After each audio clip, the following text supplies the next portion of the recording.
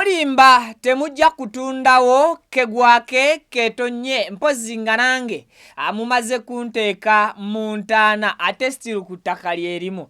Wenjogerera bino ng'ebyo ebigambo byayogeddwa muwala w'omugenzi Sheik Muzaata era nga ono yabadde ayanukula ebibuuzo ebyabadde byebuuzibwa abantu ku nsonga y'okutunda ettaka okutudde amalaalo ga kitaabwe omugenzi Sheik Muzaata. So nga ate mu ngeri endala omukyala Hajati Dr. Kuluthum Nabunya naye yavuddeyo n'awasaidi ye n'ategeeza bulungi nnyo lwaki abaagala okutunda batunda ate lwaki abaagala okwesenza ku ttaka eririko omufu nabo baagala kukikola. Mu mbeera y'emu Sheik Kasim yavuddeyo n'abeera ng'alambika ku nsonga ya ettaka lino. Bampita Viki nsinzidde butereevu ku mukutu Viki exclusive yonna gy'osinzidde mu bitundu by'eggwanga Uganda n'ebweru walyo okubeera ng'otulaba saako okutuwuliriza. Kyokola ky'amannyo nnyo gwe mukwano gwange.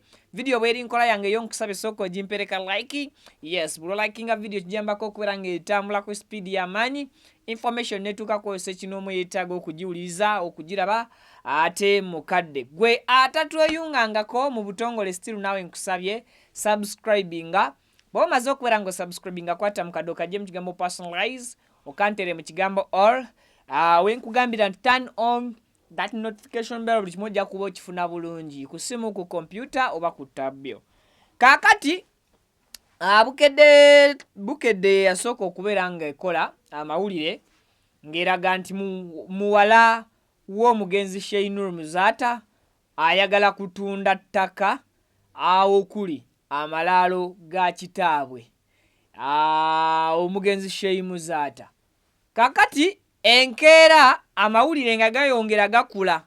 Abaana ab'omugenzi bagamba baagala kutunda, omugenzi talina kusengulwa, ebigambo ne bibeera nga byekwatidde wakati awo bifuluma bisaasaana ate nga buli kigambo ekifuluma akyongerwamu akasavu oba supu. Kakati mujjukira bulungi nnyo ono omuwala ayogerwako ye mwana omuwala omukulu eri abaana ba Sheik Muzaata era omuwala ono yadda ku mulenzi first born wa Sheik Muzaata. Ndowooza kati muntegedde bulungi. Ate yasikira Sheik Muzaata ye mwana owookusatu nako mukategedde bulungi. Ono omuwala ayogerwako ye namba 2 naye ye mwana omuwala omukulu. Kakati eyasikira Sheik Muzaata ye mwana owookusatu mu baana ba Sheik Muzaata. Kati nedo Akram si yasika era mwana w'olwo omukyalo omulala. Kakati ettaka kwe baaziika omugenzi ettaka ddene ne ku sayidi endala etali eno okuli ebijja kwe baaziika Sheik Muzaata ttaka ddene. Kati nga komiti n'amateeka ga sharia law abayisiraamu baatuula ku maali y'omugenzi Sheik Muzaata ne basalawo emaali eyo bagitemeeteme era bagigabanyize abaana ab'omugenzi, buli mwana afuneko omugabo gwe. Era nga bayita mu tteeka eryo erya sharia law oba mu nkola ey'eddiini ey'ekiyisiraamu, omwana omulenzi ku mugabo gwa kitaawe afuna percentage nneneko ku percentage ey'omwana omuwala. Kati nkunnyonnyola bulungi. Bwe baali bagaba ettaka eryo abaana abawala buli mwana baamuwayiikayo ettaka emwemu. Omwana omulenzi buli mwana omulenzi ku ttaka eryo lyerimu ne babawaako yiikazi 2 whereby mu tteeka eryo bwe bakuwa ekintu ky'omufu oba omugabo gwa taatawo okkirizibwa okukozesa omugabo ogwo nga bw'oyagadde.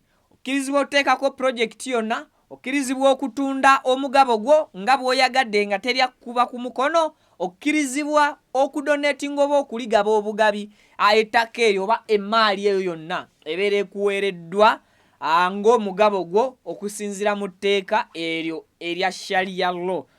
Bannaffe abasiraamu lye bayitamu okugabanya emmaali y'abafu eri abaana abo ababeera ab'omugenzi. Ndowoozaako nkannyonnyodde bulungi. Kati ono omuwala kituufu ye yatunda iika ye ey'ettaka, naye iika ye gye baamuwa ng'ayina n'ekyapa kyayo teri ku malaalo oba teri wano ewali ebiggya, kuba eryo ettaka oba ekitundu ekiri mu kwogerwako nti kitundibwa omuli omugenzi Sheik Muzaata, tekiriiko Sheik Muzaata yekka, kuliko n'abantu abalala abaaziikibwako, kyekiva kiyitibwa ekiggya. Kati ono omwana omuwala agambibwa nti ye yatunze, kituufu omwana yatunda, naye yatunda mugabo gwe era ogwesuddeko n'ewano ewali ekiggya. Era kati omwana oyo bw'amala okutunda annyonnyola agamba yasanze ng'oluvannyuma lwa Bukedde okuyisa amawulire nti ettaka lyawo omugenzi Sheik Muzaata waliwo alitunda, yasanzeemu akapande mu ttaka eririmu amalaalo oba omuli ebiggya nga balaga nti ettaka lino teritundibwa. Ate ng'ebbanga lyonna okuva omugenzi Sheik Muzaata lwe yava mu bulamu bw'ensi eno wabadde tewateekebwangamu kapande olw'ensonga nti buli kimu kyali kyalambikibwa bulungi era nga n'abaagabana baabawa emigabo gyabwe mu bulungi, ate buli omu n'abeera ng'ali contented.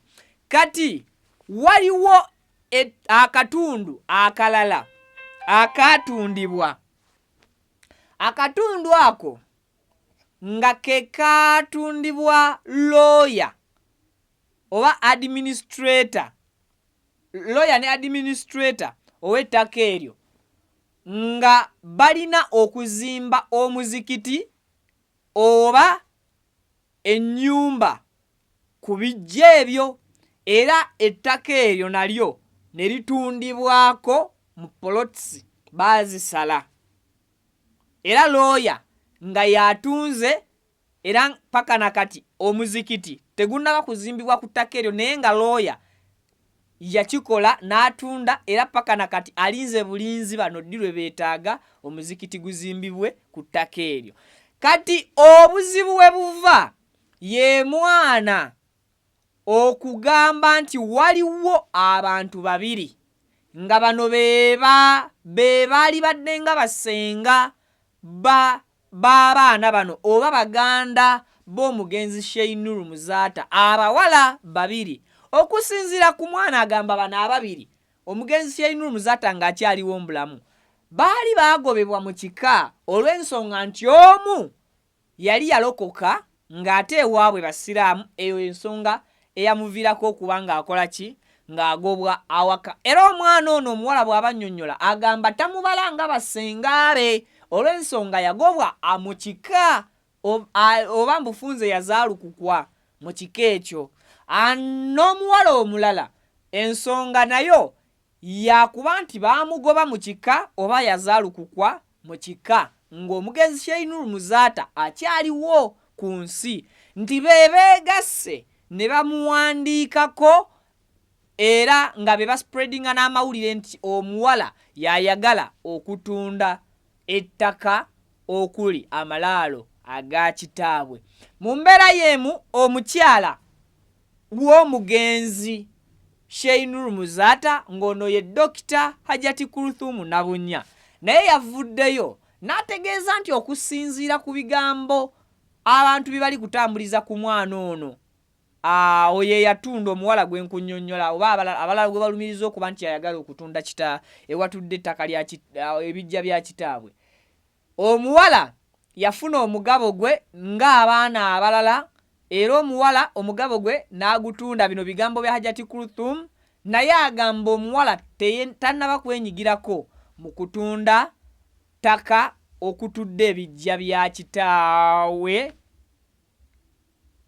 n'abagenzi abalala abawummuziddwa ku ttaka eryo. So ne kiwunzika nga ne Hajati Kuluthum eyali mukyala w'omugenzi agamba bali ababiri be bali mu kulukwe olw'okwagala okusiiga n'okutattana erinnya ly'abaana nti be baagala okutunda oba oli awo bo batunde, naye baabawadde assurance nti ettaka eririko abafu bano teryagenda kutaataaganya ddembe lyabwe kubanga ettaka lyalambikibwa bulungi ate n'ebyogera ku ttaka eryo ebiwandiiko byalyo weebiri bagume, tewali agenda kujja kusengula mugenzi Sheik Nuhu Muzaata. So kati ago ge gali sayidi zeeyo era akapande akabadde kasimbiddwa mu ttaka eryo nti ettaka teritundibwa oba not for sale, oyo omuwala yagenze n'akakwakkulayo oba n'akasimulayo, tho nga baddamu ne bakateekamu ogwokubiri era n'addayo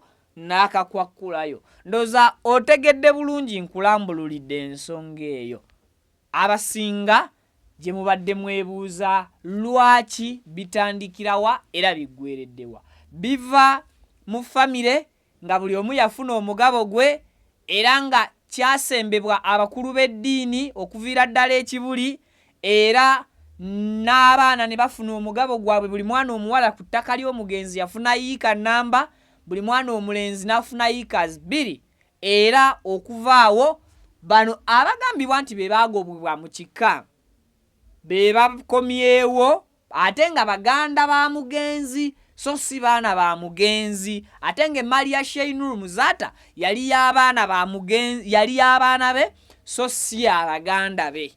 Kitegeeza nti mu mbeera zonna ettaka ligwa mu mikono mituufu, oba olwaleero buli yefuna ku ttaka eryo ye yali omutuufu okufuna ku ttaka eryo.